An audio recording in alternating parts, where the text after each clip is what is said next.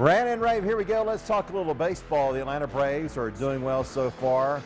Are they for real, Tucker Sargent? What do you think? Yes, they are for real. Look at what they're doing. All this young talent coming up. I'm not buying any of this. Well, it's early. They've only played the Phillies and the Mets with injuries, blah, blah, blah. We got to support this team and buy in. Braves are back, baby. I hope Friday it is packed at SunTrust Park. I rarely go and say people need to go to the game, but let me tell you, people need to go to the game Friday. We need to pack that SunTrust Park for Friday, Saturday, and Sunday against the Giants because it's Ronald Acuna's first home game at SunTrust Park. They are playing well. Who knows how close they are to getting over the top and getting into first place. I mean, we need to support this team.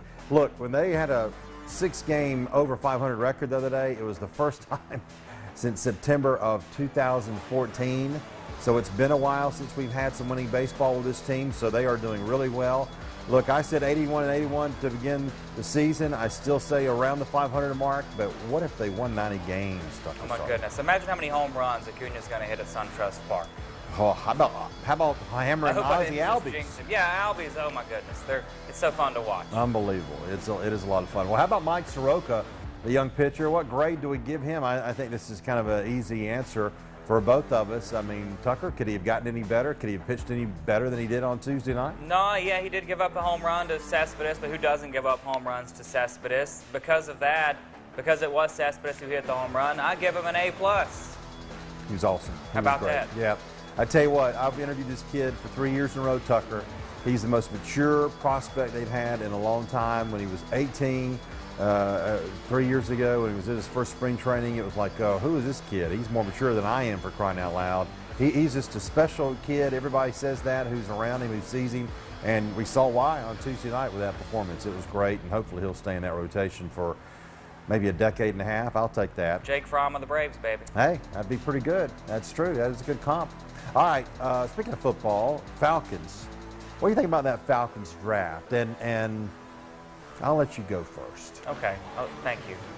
Well, the first pick, I didn't like it, but I can understand why they went with that because it was the best available. But when you got down in those later rounds and you took another running back and then a special teams play with receiver, what are you doing there? You need a lineman. Take a lineman. Take a guard. Come on, Falcons. If you're going to make a mediocre pick for depth, then it needs to be on the offensive line. It's crazy. It's absolutely crazy. In spite of what the 11 o'clock producer says, and he's got to, I mean, look, Tucker, you're right. They need another offensive lineman. They are in a mess. It is a shaky situation at left guard and right guard. They brought in this Fusco kid, or Joey Buttafuoco, or whatever his name is. They've got Danny Levitre, who's old and coming off the injury. Will be hurt by week 3. Yeah, I mean, it's just a shaky situation, and they didn't take one offensive lineman. Look, I like Ridley. I like the Oliver kid in the second round. They're both good players, and they'll help them.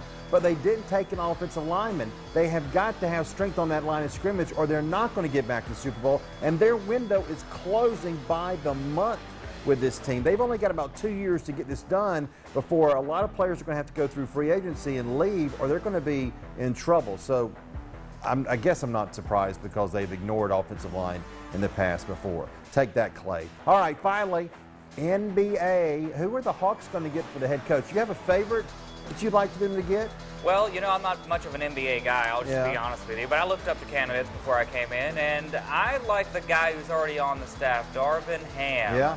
Go ahead and take the guy. You're not going to get a coach better than Budenholzer, but you can get a coach who's been there and knows how Budenholzer does things. He's been there, I think, the whole time Budenholzer was there. Yeah. Go ahead and get him. Keep this process going. Don't bring in some new guy because then it's going to set you back even further. I like Darvin Ham. I would take him in a heartbeat. My preference is David Fizdale, who was an assistant for Atlanta back several years ago and then left and became a head coach at Memphis. Kind of got a raw deal there. I think he'd be a very good young coach for a very young team.